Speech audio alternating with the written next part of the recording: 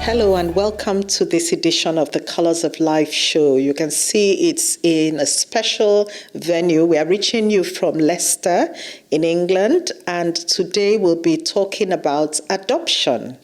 So welcome with me my guest, Barry Mills. Hi, Barry. Hi. So lovely to have you. I know I've heard your story of adoption for many years, and it's been such a blessing to me. And I know you feature frequently on my sister Emma's program that is dedicated to adoption advocacy. So what was the background that led to your parents putting you up for adoption?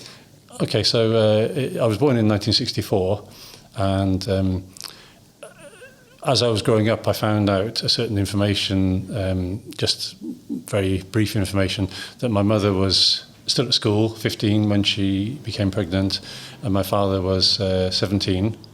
And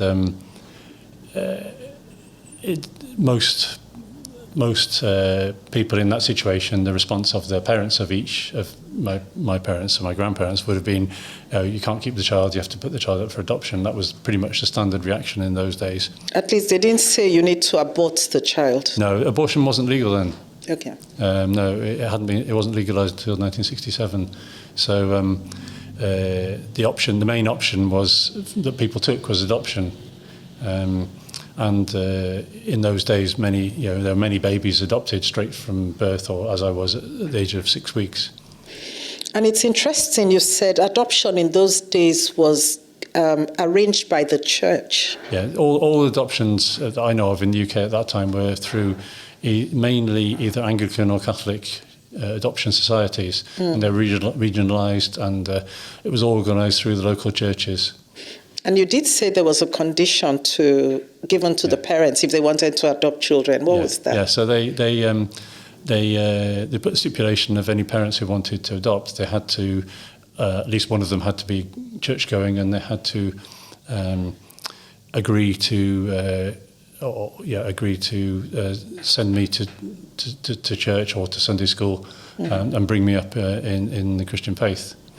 So that must have been a foundation for your commitment to God today, would you say? Yeah, I mean, I look back on that and I think, okay, that was one early part of my life, that God had a plan for me, that I was going to be in a place where I'd learn about God, learn about Jesus. And certainly as I was growing up, I would say that I never had a time when I was a child that I doubted the existence of God, or didn't believe in him. I never felt like I had to go through that stage of coming to believe in him. I always believed.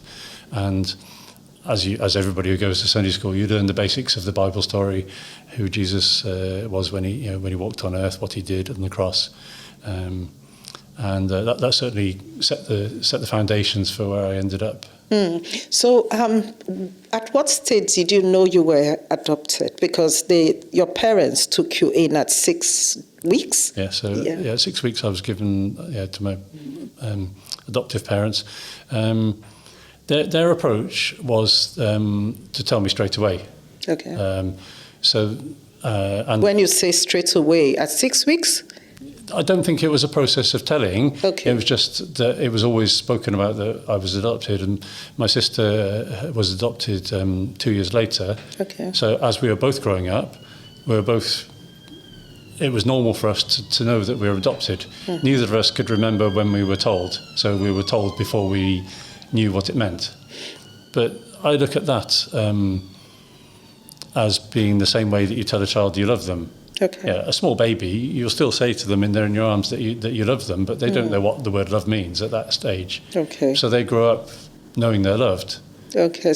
As a gradual process of understanding what that means. Yeah, so it's never too early to tell a child they're adopted. No, it's just something they should. No, I mean, as you mentioned on your sister's seminars that I've participated in, it's a common question about when to tell the child, and my consistent advice is to tell a child that you adopt as soon as you have them in your house. Ideally, obviously, with the baby, you can do it in a way that there's never any one moment of revelation where they the day before they didn't know they're adopted, and now they know. If you adopt a child that's a bit more old enough to understand, I still would say tell them straight away. Because the more you wait, the harder it gets. I can imagine from stories we've heard, even on those conversations with Emma on adoption. So how did you feel growing up? Did you feel any sense of, I'm missing something? Who am I? Where are my birth parents? So growing up, my parents went on to have their own birth child a few years after they adopted my sister. So the three of us, my parents were scrupulous in treating us equally. Okay. So because my sister and I were fed formula, our sister, who was my birth child of my parents, was also fed formula. And also they went on like that through the whole of our childhood, trying to treat us all the same. And so we all felt loved equally. Unfortunately, they died.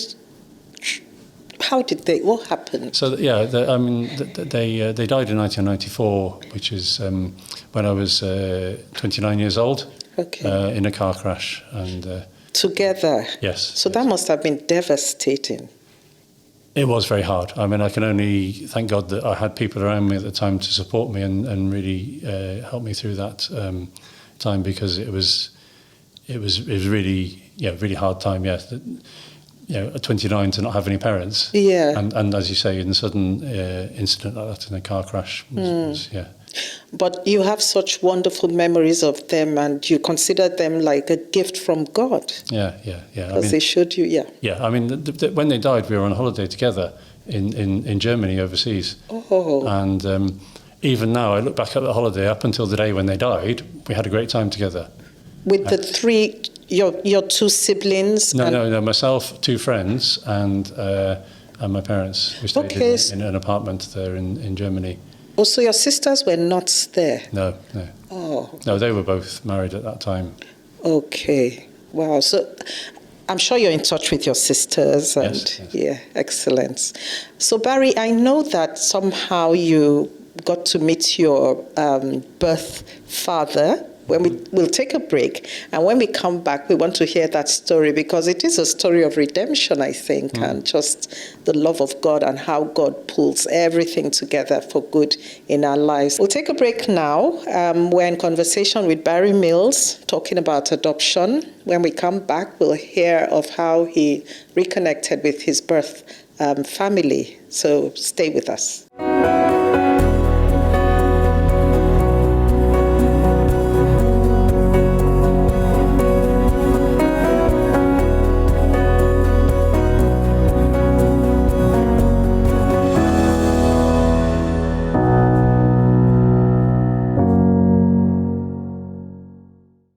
So welcome back to the Colours of Life show. My guest is Barry Mills, and we're talking about adoption. So, Barry, at some point you decided, was it you who decided to look for your birth parents, or was it the other way? No, so as a teenager, my sister, who was also adopted, considered searching for her birth mother, and at that time I can remember thinking, I don't really feel the need to do that because my life was complete as it was. So I grew up quite happy, not wanting to go and find, and I felt probably at the back of my mind a little bit of fear that if I went looking for them it would upset the way things were. Okay. But years later, about 10 years after I lost my parents in this car accident, night of 1994, one day a letter arrived at the house, and I opened it, and it was from an adoption organisation, and from a lady saying, I'm writing to you on behalf of somebody who knew you 40 years ago and would like to find out how things have gone for you. And it mentioned he. So my first thought was, this is my birth father. And so I called her, and she started telling me the story. And at the same time, she was getting information out of me. was I married? Did I have any children? This kind of thing, which the answers were no at that time. And after that conversation, I said, okay, before I have contact with him, I need to talk to my sisters. Okay. So our parents being late at that point, I didn't have to consider their feelings. I still wanted to talk to my sisters. Both of them said, "Oh, no problem. If you want to have contact with him, we don't have any problem with that. Go ahead and do it." So I got back to this lady and said, "Okay, he can write to me." Okay. And then he wrote me a letter with a photo. And I read the letter, looked at the photo, and then my girlfriend at the time looked at them and just burst out laughing. Really? She Why? said, the picture looked like an older version of me. Oh. We physically looked very similar. Okay. And then when you read the letter, he worked as an engineer. He spent some of his career working overseas, commissioning. Just like you. The kind of thing that I did. Working in power generation, which is similar to the industry I worked in. My goodness. He was interested in keeping fit and hill walking, which I did walking. Even mentioned a walk that he'd done with my birth mother that I'd done with a friend a few years earlier. My goodness. So there were so many similarities, yes. And at this time, your birth mother was late? Yes. So the reason he started searching for me was that, when I was adopted, adoptions were all closed. Okay. So that meant, and in fact, no contact between the no possible future contact. No, wow. That was the way it was. And the only for unmarried mothers, there was no possibility of the birth father having any say in the matter. I've actually seen adoption papers my adoption papers from the time. It specifically mentions that if the parents aren't married, the father has no involvement in the process. Okay. So my birth father had no say in whether I should be adopted or not. It was only my birth mother was required to sign, and she signed to say she would never try to make contact with me. Oh. Now, 10 years later, roughly, the law changed.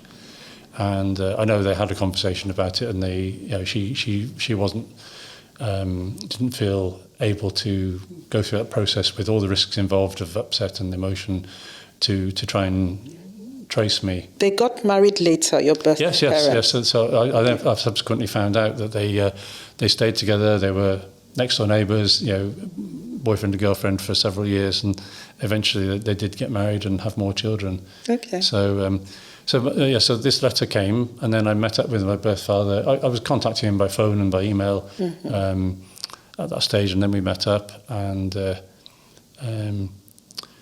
right away, of course, I was told that my How was that moment when you met?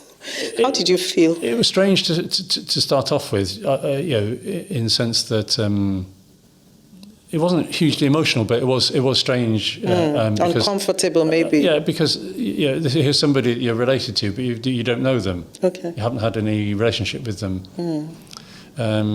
But looking back now, it was very comfortable because what we ended up doing. I had a dog at the time. We took my dog for a walk around a woodland, and we went to find a pub that I liked. I took him to my favourite pub for lunch, and we sat out in the sun and had lunch together. And even now, it's the kind of thing that we might do together. How many years ago was this? 1994. So yeah. Okay. 19 years ago. Wow, yeah, that's a long time. So he's been in your life for 19 years. Yes. So was that when you were told that your birth mother had passed? Yeah, so the woman who I spoke to originally as the intermediary, she told me all that information. Okay, yeah. Okay. And with hindsight now, having got to know him, it's answered questions that I didn't even realise I had about how I am, because you've heard the expression, the apple doesn't fall very far from the tree. I am very much like my birth father in my personality, my strengths and weaknesses. We're very similar. And it makes me wonder now, if I had met my birth mother, what would I've seen of her that is in me? Which I can't really answer those questions. Yeah, and is that a painful reality to live with, or do you just I'm even bother? I'm just Okay. I don't dwell on things like that where I can't make it. I can't change Exactly. it. There's nothing you can do about it. Interesting. And you have other birth siblings. Yes. Yes. How many are they? I've got a birth brother and a birth sister. Yeah. Okay. So 2 siblings as well, just like you had growing up. Yeah. So they also had another girl, but she sadly died before she got to her second birthday. Oh, okay. So out of, my birth mother had 4 children, and within the space of 10 years, effectively she lost 2 of them. Me giving away, and then my birth sister who died. Yeah, it's like I have 2 families now. Yes, I was just going to ask. You have the best of both worlds, as it were. Yeah. I mean, it's one doesn't take away from the other. It's just different. And it's been a really joyful experience getting to know my birth family. But that can't replace the experience with my sisters of having grown up together. Yes, yeah. At least now you have brothers as well as sisters. Yes. I'm sure that's a good thing.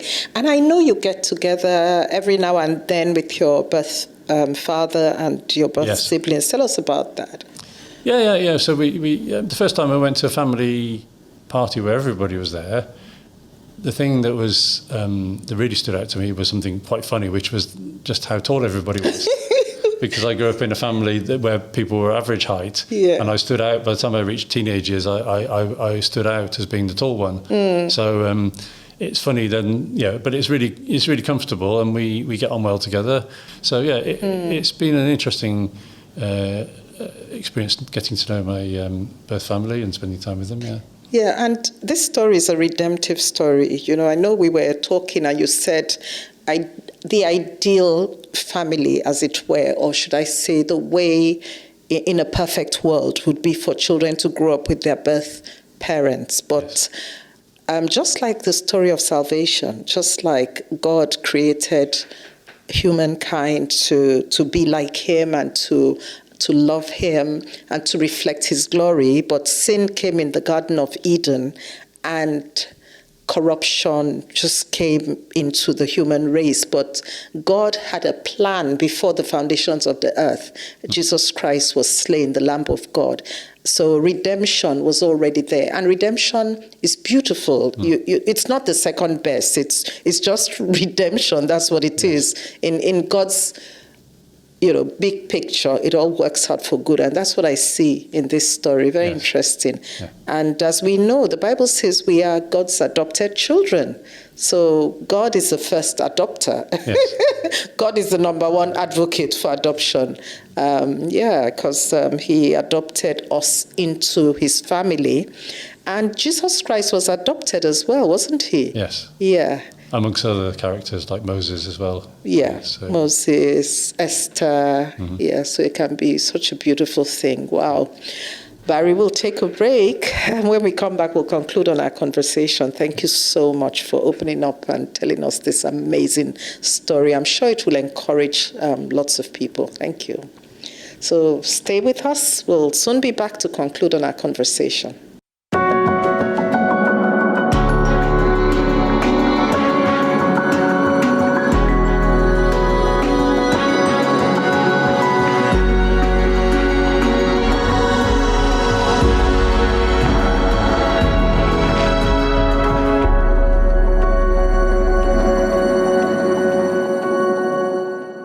Welcome back to Colors of Life, and I'm now concluding my conversation with Barry Mills. So Barry, what would you say to people who may be considering adopting and have reservations, fears? Would this child love me?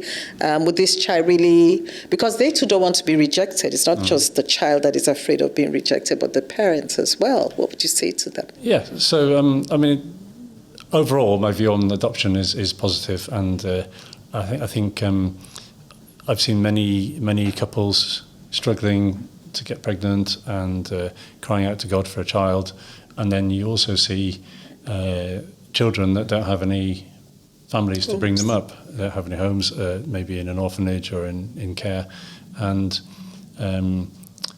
So adoption seems to me that it will benefit both the children and the people who are looking for answer to God to their prayers. And I have friends who have had when they first got married, years of crying out to God, of tears, of not getting pregnant, and eventually they felt that it was the right thing to adopt, and they adopted 2 children, and that went out really well for them.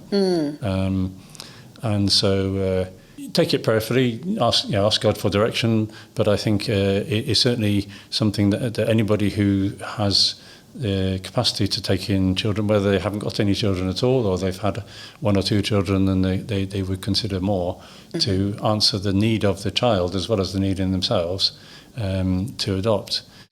And if I may add, and the need of God as well, because God wants to place, it's his desire to put the child in a home. Yes. Scripture says he places the lonely in families. Yes. And sometimes God has a special purpose for that child. If we take the example of Moses, so Israel needed a deliverer, and Moses' mother needed someone to look after her child, and Pharaoh's daughter desired, well, when she saw the baby, she thought, I can have a son. So 3 people's needs were met. Yes. And I think of Esther as well, the example of Esther. She needed a home because she was an orphan. There was, who adopted her? Mordecai, her uncle. And then Israel also needed salvation at that time from, Yes, and so, I mean, for parents considering adoption, various places you can get help and advice, and certainly I would look at it. Don't think it's an easy option. There are difficulties involved, and one of the things I've observed now being a father is that, and it makes me have a lot more admiration for my own parents that brought me up. When I see my son, I see some of myself in him. I see some of my wife in him, and I can understand him. Almost without thinking about it. But my parents, with myself and my sister who they adopted, they didn't have any point of reference in themselves for how we were. So they had to figure out as they went on how we were, what our personality was like, how we would respond, our strengths and weaknesses. And I think that that takes a special grace and special love to be able to do that.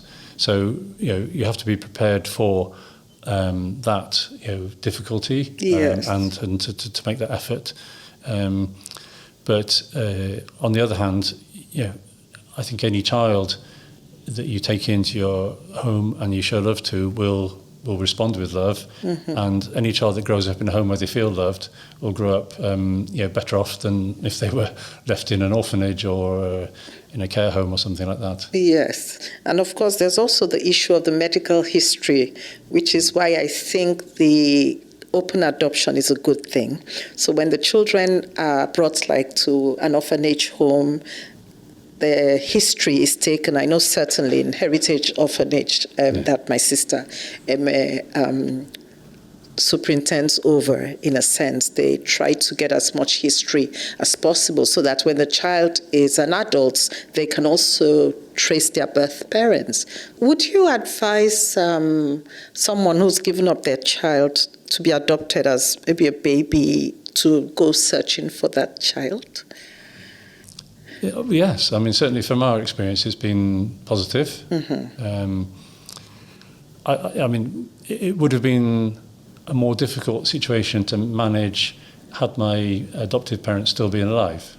Yeah. So then I would have to take account of their feelings, and I would have had to tread a lot more lightly in the whole initial approach. So each situation is different, but certainly it can come out with very positive outcome, and certainly my experience is that it's answered questions that are very fundamental questions about why am I the kind of person that I am in terms of personality. Yes, of course. So Barry, you're back now in the UK. What are your fondest memories of Nigeria? Honestly, I mean, I look back very, very with a very great pleasure on the time I spent in Nigeria. The people I worked with were very, I had great relationships with many different people in different sites. Sites I went to when I was really, I had come close to God again, the other sites apart from Bonnie, when they found out that I was a Christian, they were delighted often. And I took part in different site fellowships on different nights of the week, sometimes in the camp, in the middle of the Niger Delta, that people were staying away from home and they would have a fellowship twice a week. And then the different places I've seen and people I've met, including visiting your sister's orphanage. And sometimes I look back and think life in the UK is very quiet and less colourful because of all the smells and noise and colour of life in the typical Nigerian place. Barry, it's been such a pleasure just talking to you. I'm sure your story will encourage lots of people. I've heard it over and over again, and it's really been a blessing to me and to many people in Nigeria. I would say, as I'm sure it would speak to people all over the world. So it's been a joy speaking to you. Thank you for coming on the Colours of Life show. Thank you. So this is where we end today's edition of the Colours of Life show. Thank you for staying with us. Remember to subscribe to our YouTube channel, share our videos, like us, comment, and we look forward to seeing you same time next time. Thank you.